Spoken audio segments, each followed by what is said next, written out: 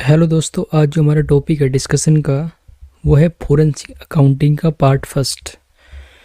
Forensic accounting के first part में मैंने आपको बेसिकली जो फोरेंसिक अकाउंटिंग है उसके बारे में बताया था इंट्रो, और फोरेंसिक अकाउंटिंग क्या होता है उसके बारे में बताया था मैंने। आज हम बात करेंगे टाइप्स ऑफ फ्रॉड्स की। जो फ्रॉड्स है वो कितने प्रकार के होते हैं। मैंने अपने प्रीवियस लेक्चर में आपको बताया था कि जो फोरेंसिक अकाउंटिंग है वो मैं सिंप्लीफाई कर दूँ आपको, वो कैसे होता है। अकाउंटिंग के अंदर अकाउंटिंग प्लस ऑडिटिंग, और इसमें अगर मैं ऐड कर दूं इन्वेस्टिगेशन स्किल्स, इन्वेस्टिगेशन स्किल्स, तो ये बन जाएगा फोरेंसिक अकाउंटिंग। चलिए स्टार्ट करते हैं। Types of frauds. फ्रॉड्स कितने प्रकार के होते हैं।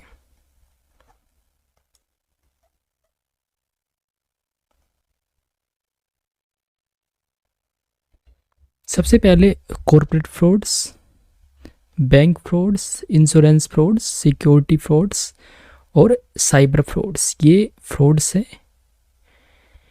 तो हम बात करते हैं कॉर्पोरेट फ्रॉड्स की।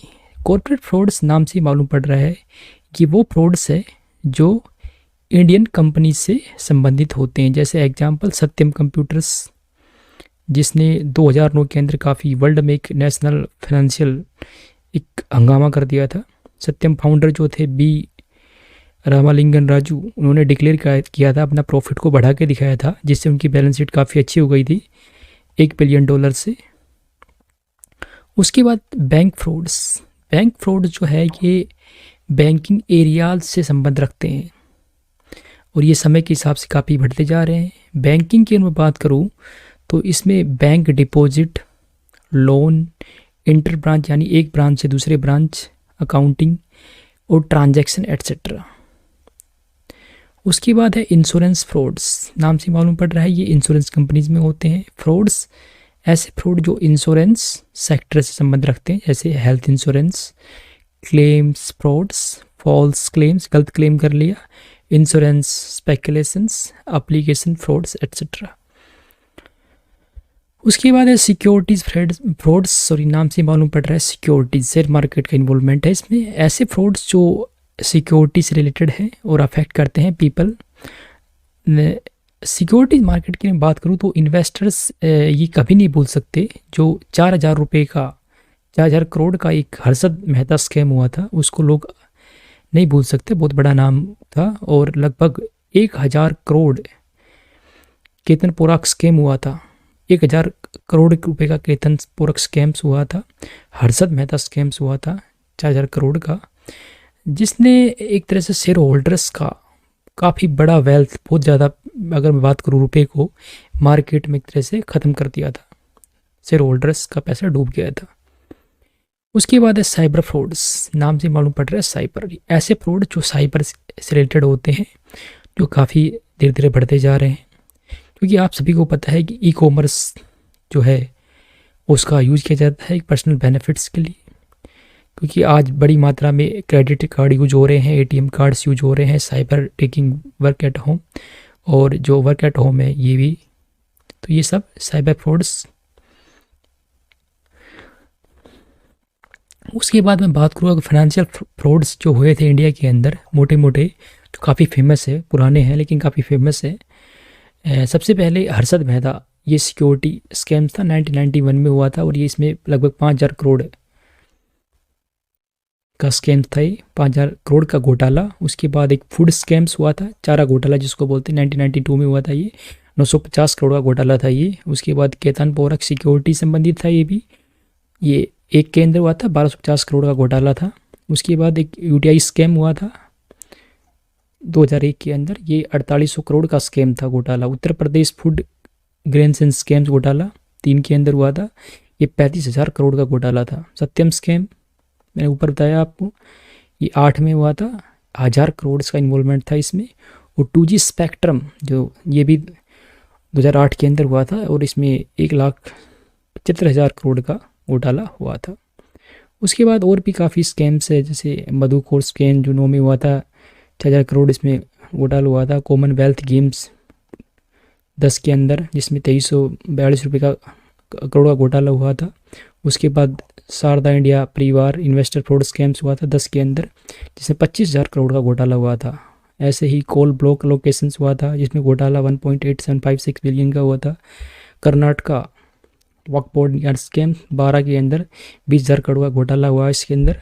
उत्तर प्रदेश NHRM स्कैम हुआ था 12 के अंदर, इसमें 10,000 करोड़ का घोटाला हुआ था। और शारदा ग्रुप फाइनेंशियल स्कैंडल्स हुआ था 13 के अंदर, जिसमें 20 से 30,000 करोड़ का घोटाला हुआ था।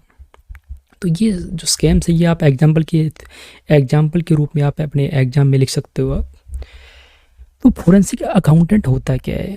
फोरेंसिक अकाउंटेंट का मतलब वो पर्सन जो हैंडल करता है क्या, स्कैंडल्स, जो घोटाले होते हैं कॉर्पोरेट अफेयर्स, यानी जो कंपनी में काम होता है, कामकाज होता है, उसमें जो घोटाले होते हैं उनको हैंडल करता है फोरेंसिक अकाउंटेंट।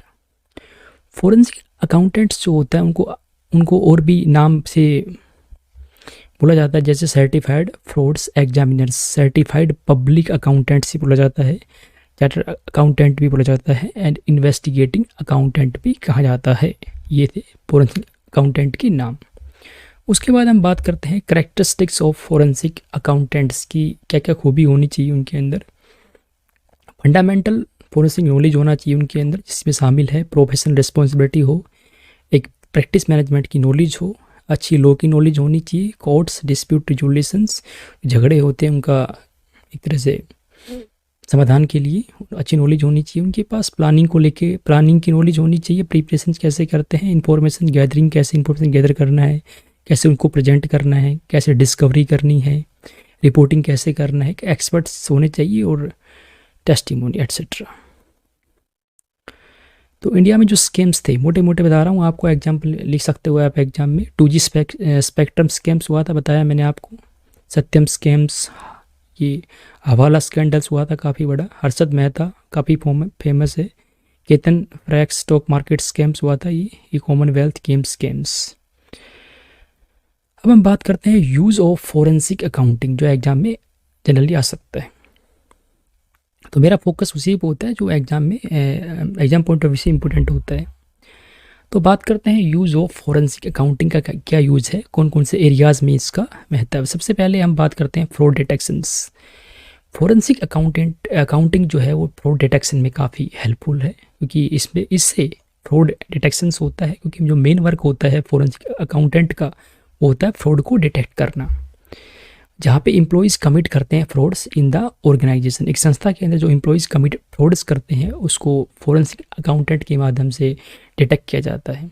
उसके बाद क्रिमिनल इन्वेस्टिगेशंस में भी जो फोरेंसिक अकाउंटेंट होते हैं वो फोकस करते हैं, एविडेंस सबूत ढूंढते हैं, और वो मैटर्स जो कि फाइनेंशियल इम्प्लीकेशन रिलेटेड हो। और जो फोरेंसिक अकाउंटेंट होते हैं उनकी सर्विस को काफ़ी यूज़ किया जाता है। प्रोफेशनल नेग्लिजेंस, अगर कोई ऐसा केस है जिसके अंदर प्रोफेशनल नेग्लिजेंस हुई है उसको भी फोरेंसिक अकाउंटेंट जो है वो टेकअप करते हैं।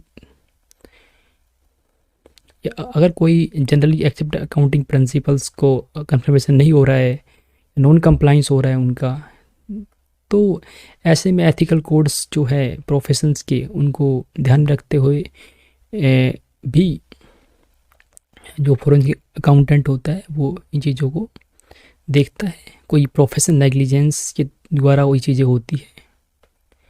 रॉयल्टी ऑडिट्स नाम से मालूम पड़ा, रॉयल्टी आप सभी को पता है। रॉयल्टी जो फोरेंसिक अकाउंटेंट जो होता है वो असिस्टेंट यानी हेल्प देता है किसमें, रॉयल्टी ऑडिट के अंदर भी।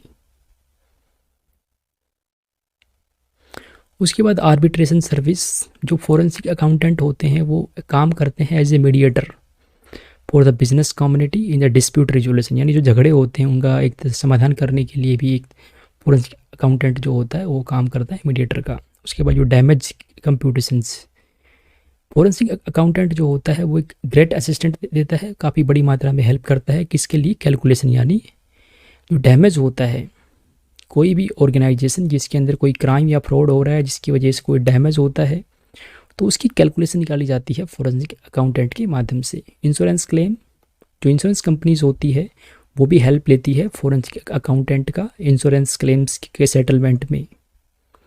उसके बाद डिस्प्यूट सेटलमेंट, जो फोरेंसिक अकाउंटेंट होते हैं वो हैंडल करते हैं contract disputes, construction claims,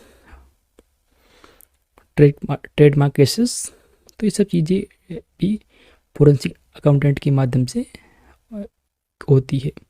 retiring partner जो होते हैं with the help of forensic accountant, जो है रिटायरिंग पार्टनर का जो एक फेयर ट्रीटमेंट किया जाता है।